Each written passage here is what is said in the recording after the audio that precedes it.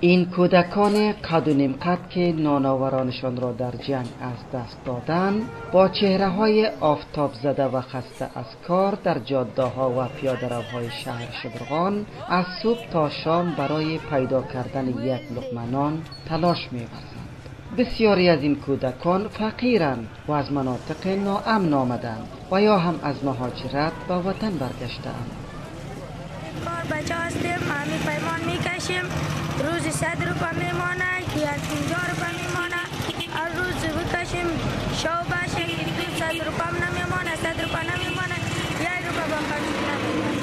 یه غریب کار هستیم، ماجر هستیم، از پاکستان آمدیم، همی 1 سال نمیشه آمدیم. در حالی که در ماده 13 قانون کار افغانستان مشغولیت کودکان زیر سن 18 سال در کارهای مضر ممنوع اعلام شده است، تعدادی از بزرگسالان میگویند که این کودکان توان کار را ندارند و محروم از سواد نیز هستند. طرفش روزگار است، یک طرفش بچه‌ها در مکتب باشه که چاره یک خودتان بکنید بسیرین مایده بچه‌ها را یک کمک خدا بکنید که نه در مکتبی باشه و این برادر مردم غریب خوار غریب کلش پایمان شده بی سواد هم ماندگی است. اما کودکانی هم هستند که چانس برایشان یاری کرده از تعلیم و تربیه و فضای آزاد تفریحی نیز برخوردار باشند.